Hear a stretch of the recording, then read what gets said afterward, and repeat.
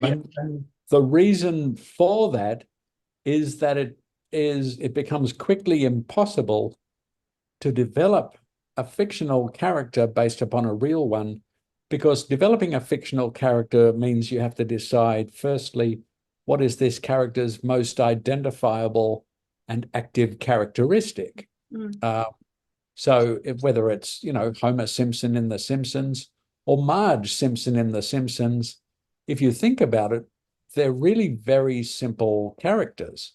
We don't know all of the stuff that you would know about a real person.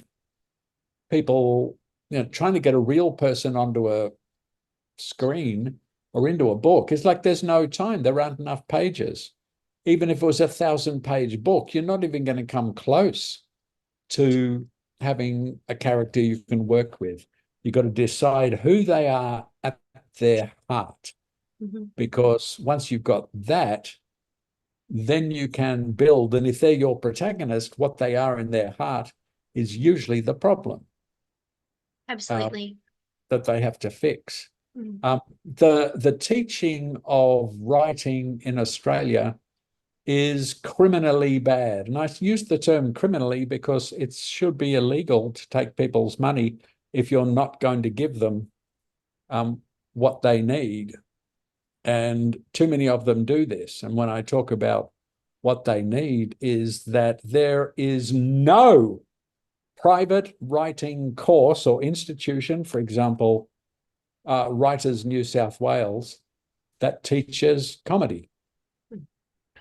And you might be thinking, but I don't want to write comedy. It's like, well, if you're going to write drama, you have to, because drama is two symbols together. There's a crying mask and a laughing mask. And so if you're writing drama, you have to somehow find some humor in your story. No matter how bleak and difficult it is, there are jokes in Schindler's List. There are jokes, and Spielberg knew what he was doing, keeping them in. Because if you make people, even if it's smile or see the humor in something, you're giving them momentary distance from the subject matter. So even though Schindler's List was all about concentration camps and Nazis and terrible people, there are jokes in there, mostly at the Nazis' expense, that give the audience a moment to go, oh, and then they go back into the horror. So when people say, I saw Schindler's List, it made me laugh, it made me cry, it made me horrified. Without laugh, Schindler's List becomes a 2-hour lecture. Most Australian dramatic films suffer from this problem. If you look at, what was the recent one about, Nitram, about Martin Bryant, the psycho killer who killed those people in Tasmania. They go and make this film, but there's no humor.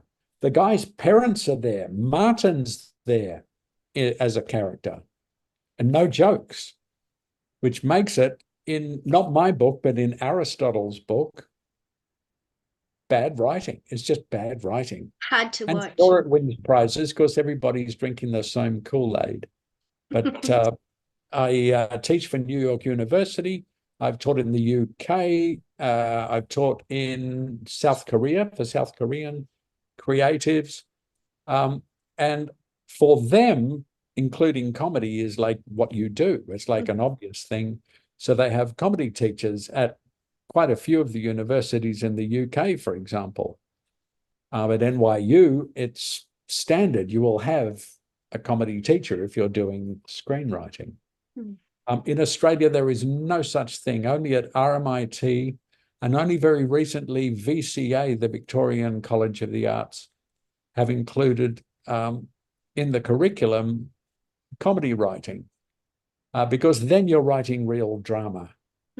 And if you're not, you've seen student films. Yep. Oh my God. Been in student films. Yeah, they're just horrible. They're just horrible, grim, grisly. It's just a 19-year-old telling the world, stop what you're doing, keep your hands off it or you'll go blind. I've got no interest in that crap. So for God's sake, try to just a little bit, no matter how grim it is, poke fun at the antagonist. poke fun at the perpetrator. You don't have to laugh at the victims of whatever grisly crimes you're investigating, but you poke fun at the evildoer, and then you can tick that box and say, well, I did. I made them laugh, I made them cry, I made them horny, and I made them think. Ticking all the boxes. I'm having a real battle at the moment when I'm editing scripts, especially for indie film producers, around the drama / I'm doing something really important. You know, this moment, I'm doing something really important. And the battle that I have with them is they say to me when I'm giving is exactly what you're talking about, the light and shade, everything like that. They say, well, you know what? I'm making this movie for me, you know, and this is the story that I want to tell. And it makes me want to bang my head on the desk and say to them, well, that's lovely. So obviously you don't want to make any money out of this movie. That's fine. But where do you sit with writing for a target audience versus writing the story that you want to tell? Yeah, those people are getting in our way. What does indie filmmaker mean? If it's a short film, I'm dead against short film. I know, and I'm the only one, once again, I'm the only one in Australia who is against short film. At NYU, they say, well, of course, why would you get all the kids to do, why would you do that? The main thing about short film, I think, is that it robs people of their most important currency, the most valuable thing that they don't realize is valuable. It takes time from their youth. It takes maybe a year of working on a short film, or even 2 working on a short film. And they're 2 years when you're 20, 21, 22, you know, before you're 25. And what you're going to burn 2 of your youth years on a project that maybe someone will see somewhere. You're much better off starting, if you must make a short film, make it the idea that you are going to turn into a feature film. Yep. Or if you're working on a short story, where is the big story inside it? Because, you know, the amount of people I know who are writers who hit the age of 35 and say, right, well, now I think I'm ready to write something big, and it's over. It's finished, because who do we want to talk to? We want to talk to the 25-year-old who already has not a great draft, but a draft of a feature script. Because why would we want to talk to someone who's got like 3 short films? I keep meeting people with business cards or at the bottom of their emails who will call themselves a producer because they've made a short film. Well, I've made cupcakes.